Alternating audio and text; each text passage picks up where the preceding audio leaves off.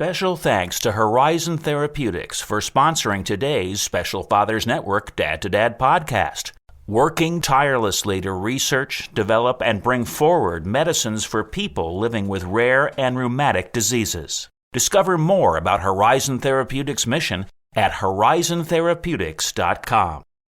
Tyler was actually the smallest boy in the world at that time. Combined weight of the two of them to this day is still the smallest set of twins in the world.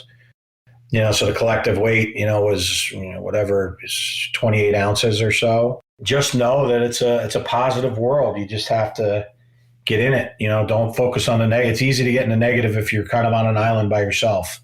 So surround yourself with good people and good things will happen. I mean, people say that, but you got to really do it. That's Special Father Brian Martin, who has two 18-year-old twins. When born, they were the smallest of babies. We'll hear about health issues they experienced soon after birth and how they live their lives today. That's all on this Special Fathers Network Dad to Dad podcast. Here's your host, David Hirsch. Hi, and thanks for listening to the Dad to Dad podcast, Fathers Mentoring Fathers of Children with Special Needs, presented by the Special Fathers Network. The Special Fathers Network is a dad-to-dad mentoring program for fathers raising children with special needs. Through our personalized matching process, new fathers with special needs children connect with mentor fathers in a similar situation. It's a great way for dads to support dads. To find out more, go to 21stcenturydads.org. And if you're a dad looking for help or would like to offer help, we'd be honored to have you join our closed Facebook group. Please go to facebook.com/groups and search Dad to Dad. And now let's hear this conversation between Special Father Brian Martin and David Hirsch. I'm thrilled to be talking today with Brian Martin of Basking Ridge, New Jersey, who's the father of 18-year-old twins, founder and former CEO of Test Sports Clubs and Football Academy, and a business development executive. Brian, thank you for taking the time to do a podcast interview for the Special Fathers Network. Thank you, David. It's great to be here. You and your wife, Melissa, have been married for 24 years and are the proud parents of 18-year-old twin boys who, at the time of their birth, at 23 weeks gestation, weighed just 11 ounces and then separately 1 pound, 1 ounce, respectively. Let's start with some background. Where did you grow up? Tell me something about your family. I grew up in West Caldwell, New Jersey. My family is, I would say, born and raised in New Jersey across the board. My father was from Montclair, New Jersey. My mother, Clifton, New Jersey, and my wife, Melissa's from Rutherford, New Jersey. And, all around, I would say the MetLife Giant Stadium area in northern New Jersey and just short distance to New York City. Excellent. So when you were growing up, did you have any siblings? Yeah, I was one of 5. So we had 4 boys, 1 girl. I was number 4 in the order. And My sister was surrounded by all boys and mostly athletes, so it was a little crazy. We had our own huddle at the house. It was a little nuts, but very good. And I remember you telling me something about your younger brother. What was the backstory on that? Yeah, so my brother Mike was born in 1975. He was born with a number of facial issues and abnormalities. He basically had no nose or forehead. Battled a lot as a kid and throughout his life. And he had a stroke when he was 4 years old. He had 30 surgeries by the time he was 18. And then he had an amazing adult life and worked very hard to get to where he was and was going to university at Caldwell University. Was just about to get his degree, and he passed away when he was 36. But he had a good run and inspired many. Yeah, well, it sounds like a very challenging road. And I'm sure it's impacted you, your siblings, your parents, for that matter. And what a great role model he was, from what you've told me. Absolutely. He was the strongest person I ever met. That's fabulous. So I'm sort of curious to know, what did your dad do for a living? So my dad was a teacher, was a history, social studies teacher at middle school level. He coached for a while on the side, was an athlete his whole life, and then coached. And then he also on the side, he was an entrepreneur. He used to say he was the blind man, but he put window treatments in windows, primarily blinds. he did very well with that and taught me a lot about like sales and entrepreneurship in that space. And I worked with a company called Levelor Lorentzen, which became Levelor Blinds. So that was a side business, but primarily a teacher. Okay. And I'm wondering, how would you characterize your relationship with your dad? I would say it was very good. Athletics was the center of the conversation, I would say, generally. Not that he definitely didn't push us to do things we didn't want to do. We all wanted to do things, especially the three of us, my two older brothers and myself. And, I'd say he was the first one I started working out with, lifting weights. Where he worked at the school he worked at, they had a strength training area. It was called, it's basically your old Universal equipment in the 80s. And they called it the Iron Mistress because it was like a mystery what the weights really were, because you put it into the pin in and there was no number. But he was like Superman. He could rack every weight, every exercise, the press, overhead, over chest press, shoulder press, lat pull. He could do the whole rack on everything. So I thought he was the strongest person I ever saw. So that kind of inspired me to get into the workout training world and play sports. And, my older brothers were very good athletes, football and wrestling. And then my one brother played baseball as well. That's fabulous. It sounds like your dad was very physically fit when you were a young guy yourself. Yeah, he sure was. He used to say he did feats of strength. He could rip a phone book in half when he was in his 50s. I mean, he would race. He would challenge people to races when he was 60 years old that were, 18. So he was very competitive and athletic, and he played Division I football at Richmond University. So he came from a long line of success at Montclair High School. Was probably the best football program, public school program in the history of New Jersey. And he played with an individual by the name of Aubrey Lewis. And Aubrey Lewis was the player of the century in New Jersey, 100 years. And Aubrey actually ended up being the first African-American player ever at Notre Dame, University of Notre Dame. Then went on to become the first African-American CEO for Woolworths, first African-American in the FBI, and was also on pace to be an Olympic gold medalist in the 400-meter high hurdles, and had a trip and fall on the last hurdle, blood everywhere on the last when he had a fall. And it was unfortunate. And then he also played in the NFL as well. So my dad's claim to fame was that he started over Aubrey. When my dad was a senior captain, Aubrey was a sophomore. And the coach was very respectful to my father. My dad's nickname was Red Martin. He had red hair, He basically was the Captain Red, and Aubrey was the number 2 guy, but he was a sophomore kind of in waiting. So my dad would go in and get 1 touchdown, and then Aubrey would come in and score 5 or 6. So that's kind of how it worked. Yeah, great story. Thanks for sharing. As it relates to lessons learned or takeaways, is there anything else that comes to mind when you think about your dad? Yeah, I think there was a lot. It was mental toughness, overcoming objection to tough things. He was in the Army. He was based in Germany. He was a medic in the Army during a quieter time. But thank God he was able to, be in the Army and do all of his training. But it was a quiet time. It wasn't during the war. He was there in the, mid-50s. I think when my brother was born, it was challenging with all the things that happened with my brother Mike. And, coming from all athletes in the family primarily, and my sister was in the band and very cheerleading growing up, and very active and in the same kind of social circles. So it was a big adjustment to see my dad kind of handle that and work with my mom through all that. It was a challenge, but I learned a lot, and it kind of prepared me for the situation I'm in today. And I see a lot now that is more apparent now, but it was hard. It was a hard time. My brother was in the hospital probably his first 2 years of his life, 80% of the time, and not home, and running back and forth to New York City from our house. And, one time a car got stolen during a blackout in New York City, and, just crazy stuff that my dad had to deal with, and trying to keep it all together with 5 kids and one of them in a hospital for almost 2 years. And, just trying to keep it all together.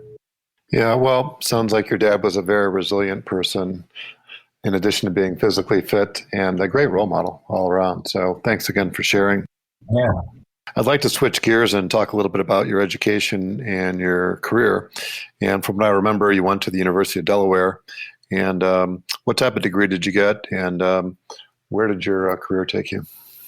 Yeah, so I started off at University of Delaware for a year, and I did not graduate there. I transferred out, but my wife graduated from Delaware. I went to school for physical therapy and education, physical education.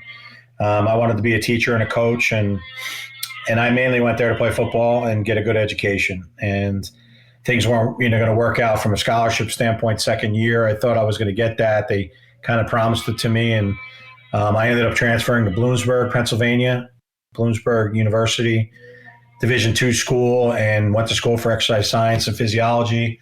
Played football out there, went to school for exercise science and physiology, and had a great run there. It was fun, and my brother had played there before me, and he's in the Hall of Fame out there as a running back. So Bloomsburg was a place I called home, but I still was very close with my wife, obviously, at Delaware, but I also have a lot of friends from Delaware still. And actually, years later, I ended up working with quarterback Joe Flacco, who played in the NFL out of University of Delaware. So we have a lot of Delaware connections, but I did not graduate there. So, well, thanks for the clarification. So would it be fair to say that the best takeaway from your experience at Delaware was that you met your wife there?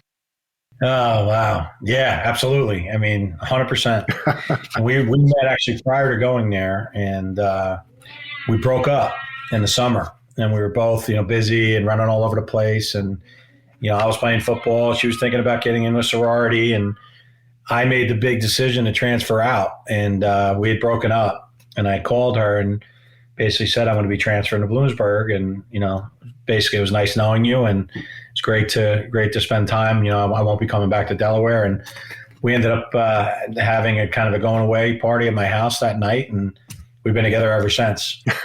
It's over 30 years ago. It was like 1980, fall of 80. That was 89, the summer of 89, but we met in 88. So crazy. That's fabulous. Absolutely the best thing out of Delaware that happened 100%. Thanks for sharing. So from a career standpoint, I know that you spent quite a few years with this company that you'd started, Test Sports Clubs and Football Academy. What was that experience about, and what did the company do? Yeah, so it was TEST, stands for Total Energy System Training. My wife actually named it. And it was Test Sports Clubs, which was a full-service health club for everyone from general population, all ages, adults primarily, people looking to get in shape, to lose weight, to get better. And then we added a whole sports performance component. So we trained athletes to get bigger, stronger, faster.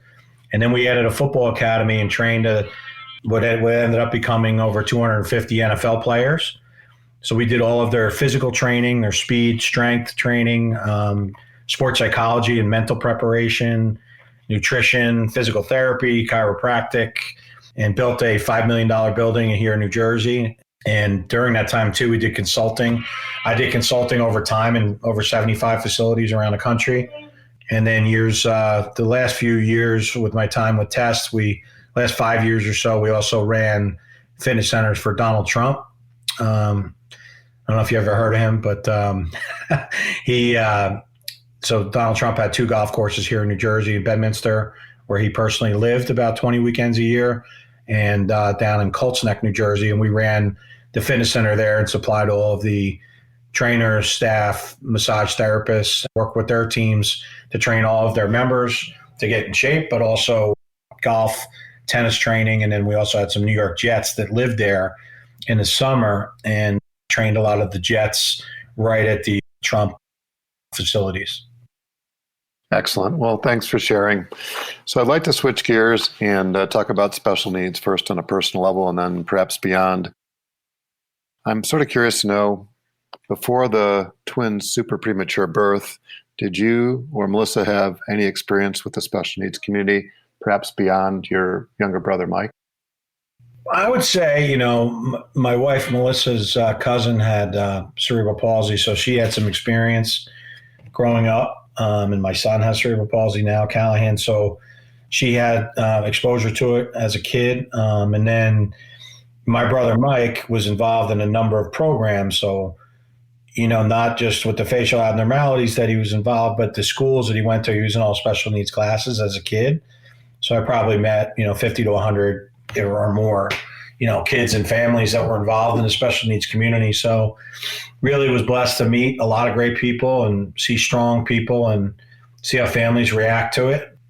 I say it all the time that I think those situations prepared both Melissa and I for, what we're dealing with today. And, it got us strengthened and ready to, perform at a high level as best we can to take care of our boys.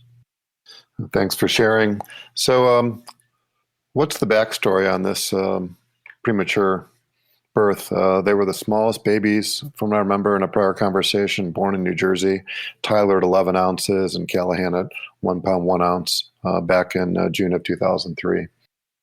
Yeah, so when they were born, it was a second pregnancy for us. So, it was kind of our last shot, if you will. And my wife's body was having some issues happen at like 22, 23 weeks. And her blood pressure was going through the roof. And doctors basically said, we have to get these kids out or your wife's not going to make it. So had to make a decision. And we got them out. And Tyler was actually the smallest boy in the world at that time. And the combined weight of the two of them to this day is still the smallest set of twins in the world. So not just New Jersey, as far as I know, but, so the collective weight, was, whatever, 28 ounces or so.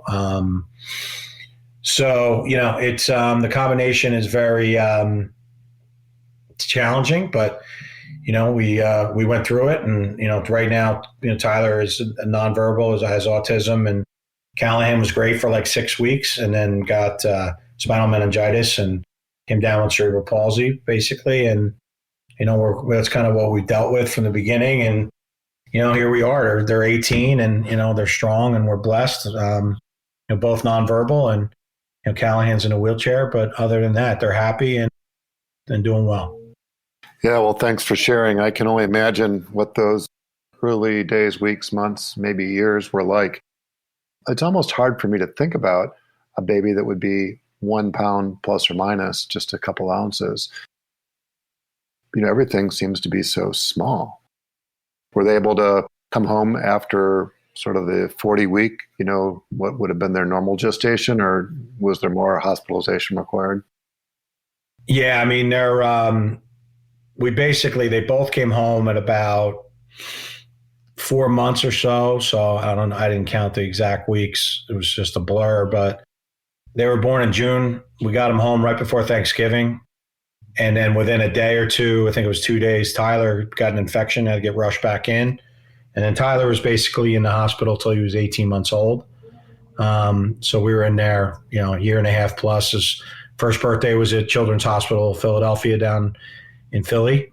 And he had to be medevaced a couple times. We almost lost him on multiple occasions. There was a number of days where the doctors told us, this is the last day, go say goodbye to him. But he's he's resilient. He's tough. He just kept coming. So that's where we're at. Yikes. So when you learned about challenges that were associated with their birth, what were your first reactions, yours and Melissa's reactions to all this? Well, I mean, everything goes through your mind. I mean, it was just my reactions personally were, is she going to be okay? Are they going to be okay? Is she going to make it? Then when they were born, are they going to make it? And, I think, a lot of people just gave up basically on Tyler because he was so small. And then he kept just shocking them. And then Callahan was like perfect and he was great, for 6 weeks. And then we left him one of us or both of us slept in the hospital every night for 6 weeks. And the one night we leave him, he got an infection. They believe it might've been from something in the water at the hospital. And, you leave him for one night and you come back and he's, goes into, it was just crazy and ends up having cerebral palsy for life. Basically, won't be able to use his arms or his legs and all kinds of stuff. So you go through a lot. You go through why me, why us, why them, and you go through, you get upset, you get angry, you get all that, but you keep working and you just keep moving.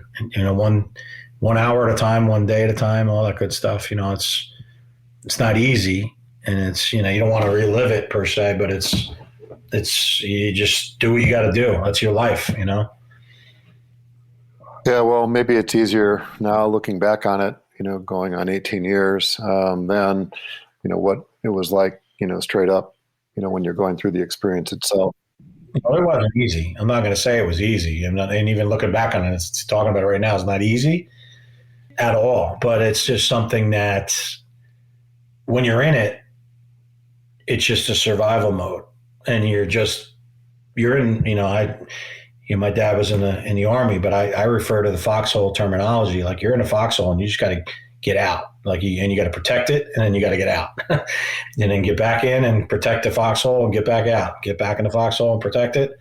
But you don't, in a way, as time goes on and they get healthier, even though that took a very long time, you got to celebrate the little wins, and we were able to do that a little bit and figure out the little things. If it's a smile, if it's getting off the breathing, Tyler was on a breathing tube for over 2 years. I mean, he didn't crawl or do anything for 2 years, and then all of a sudden he sprinted across the room, and within a couple of days, Melissa went out for dinner one night, and he went into the wall, and to this day he still has a scar on the top of his head because he went corner into the wall full tilt. So then I knew, like, we had something, but it's one of those things, and I say it to people all the time now, and I've helped motivate, I think, a lot of people, but Melissa more than me. She's way stronger than me, but it's our world, right? So it's like, I've worked with guys that were Super Bowl MVPs. Joe Flacco's a Super Bowl MVP. I work with top 5 guys in the NFL draft, right?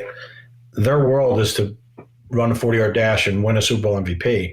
For us, it's to get a smile and have a good day without any issues, So those are things we had to just get through, and those were like our little mini Super Bowls, and that's how you got through it. And that became our world. But now even, I have friends that are all complaining about their kids trying to get into college and trying to get on the travel team and playing soccer and running all these fields. I'm like, all right, I just want to get from the bed to the kitchen without any issues. Like, all right, that's a win. But it's like, so when I hear people complain about all the other stuff, it's ridiculous, really. I almost feel bad for some people because they're just so caught up in the monotony and don't even realize what they have. People say that, but like from our seat, it's so easy to see. Me more than Melissa, because she sees the best in everybody. I'm a little more cynical, being a true Jersey guy and a straight shooter, but it is what it is. Yeah, well, thanks for your candor. I really appreciate it. Was there any meaningful advice that you and Melissa got early on that helped put these things in perspective? Yeah, I mean, certainly, without giving like specific names, there were just a lot of little, I call them little bigs. There were little big things that happened. Like, we had a nurse that was one of my brother's best friend's wives that helped take care of my kids. And she had been around hundreds and hundreds and hundreds of kids that were premature. So she was our guiding light. And then we talked to families that went through what we went through. And, you lean on people that have been through similar situations, and you got to open up a little bit, and you got to be a little vulnerable. You got to bring out your other side. For me, it was always tough. Be tough. Show the tough face. Never let them see weakness. That I've learned in this situation, that the more you show a little bit of, not weakness, but show your vulnerable side, and that you're open to things, the more success you get, for not only for your kids but for yourself, and to strive and thrive in the situation. Yeah, good point. I remember one of the interviews I did, one of the parents indicated that the vulnerability was a superpower, and that embracing that was one of the keys to moving forward and making the most of the situation. And I don't think that's what most guys are thinking, right? To wear their vulnerability on their sleeve. So again, thanks for sharing. Were there some important decisions you made along the way, raising these 2 young guys with all these different challenges? I mean, I think there's a lot of ones. I mean, we still have ongoing discussion now that they're, 18, but, with just who's going to take care of them if we're not here and things like that. I would say, like, just getting the right attorney, getting the right people set up. But decisions along the way, I think a lot of it was just having some faith and leaning on each other and people that we trusted, getting great referrals and making decisions based and doing the best we could and being okay with it, that the chips are going to fall where they may a little bit, give them all we could for therapies, both, every kind of therapy without getting too deep, but from, speech or, to occupational to, stretch therapy to, probably work with, I don't even know, hundreds of resources over the years. And all those decisions were important, some were great, some were neutral, some maybe not so great, but overall we've been very fortunate. We've gone into found the right school system in Basking Ridge, New Jersey. It's kind of world renowned for autism. And we're in another great school system here in Livingston, New Jersey with the Pillar School for my other son. And, we just made really good decisions based on indigenous knowledge from others. Thanks for sharing. I think it underscores the importance of networking. Doesn't sound like the right word, but sort of to capture the message that you just shared is to communicate with others who have been there and done that. 100%. Not try to figure it all out on your own. We're part of a group called PEC, Parents of Exceptional Children, coming up on like 11 or 12 years now. So, we have a group of people that, we're doing everything, all fun stuff and creative stuff from special needs baseball to, soccer to all kinds of things. But we also have done functions together and communicate. Some of the moms will get together for coffee. The dads will get together to do a bonfire, things like that, but just to kick things around and lean on each other. Like you said, networking is important. Not to focus on the negative, but in addition to being nonverbal, like you'd mentioned, have there been any other serious challenges that you faced? I mean, a couple of years ago, my son Callahan had to get a spinal fusion surgery, and then he had to get all kinds of screws put in and spinal fusion, and then he got a bad infection. So major challenges there, and all the old memories came back quick when he was about 16 years old, 15, 16, and on and off over a 2-year period. We had to go back and forth on that. And, so those have been challenges. I mean, there's been a bunch, but I would say, 80% of it's been pretty good. Okay. I'm thinking about advice now, and I'm wondering if there's any advice up and above what we've discussed that you might share with a dad who might be listening. Lean on others. Don't be shy. Don't be afraid to open up and come through the front door and just let it go. Pick your spots and go. I mean, and lean on people like myself. I mean, I think we got a lot to say, in the right spots, but, I wish I could do more with it. And, I'm looking forward to doing more with 21st Century Dads Foundation and whatever I can do to help. And, time is limited sometimes, but, I think there's a big need. So lean on people and expand your network, and especially young fathers and mothers. But, those early years are formidable, but not only for the kids, but for yourself. Words of wisdom. Thank you. Let's give a special shout out to Ray Kessel of the Sports Philanthropy Network for helping connect us. Yes. Thank you. Roy, you're the man. Definitely. He's been great, and really appreciate him putting us together, and he's doing amazing things there. Is there anything else you'd like to say before we wrap up? No, I think, we've covered a lot here, and I think what you're doing is amazing. I think, getting these young fathers to really embrace it. But I think just lean on people and utilize the network. I think what you're doing on a weekly, monthly basis, people need to take advantage of it. Listen to the podcast in your own time and be involved, and just know that it's a positive world. You just have to get in it. Don't focus on the negative. It's easy to get in the negative if you're kind of on an island by yourself. So surround yourself with good people and good things will happen. I mean, people say that, but you got to really do it. Great advice. Thank you. If somebody wants to learn more about the Parents of Exceptional Children or contact you, how would they go about doing that? I would say the best way would be to go to my Instagram, probably send me a direct message. It's B Martin Sports. And then I can kind of direct it from there, because it's kind of a local town here, but I'm also in the process. I just set up a 501c, myself and a friend of mine, Doug Robb. He has a son, 2 boys with autism as well. We set up a new foundation called A Seat at the Table Foundation. So we're going to be launching that. It's all formed as a 501c. We're going to be bringing professional athletes in to some events.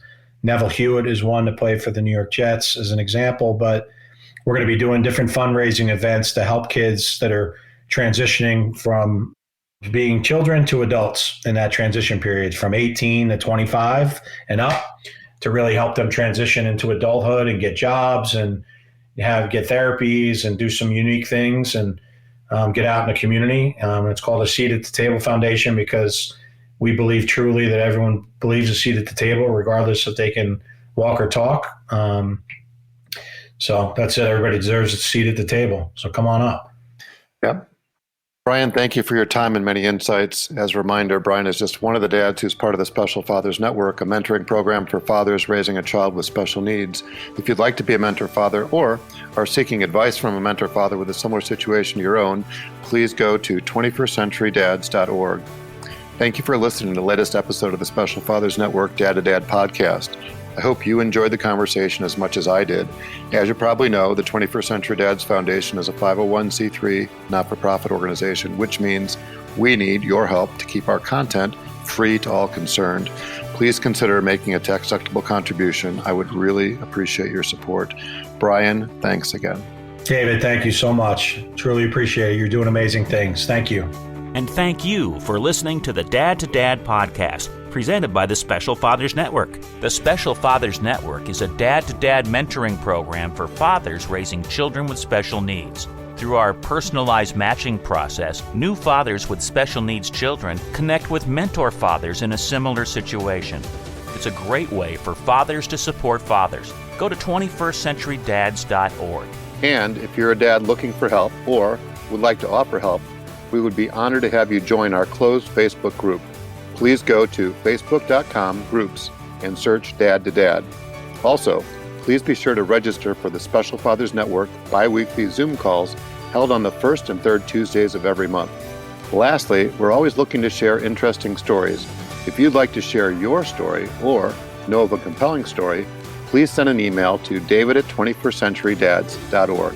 The Dad to Dad podcast was produced by Couch Audio for the Special Fathers Network. Thanks again to Horizon Therapeutics, who believe that science and compassion must work together to transform lives. That's why they work tirelessly to research, develop, and bring forward medicines for people living with rare and rheumatic diseases. Discover more about Horizon Therapeutics at horizontherapeutics.com.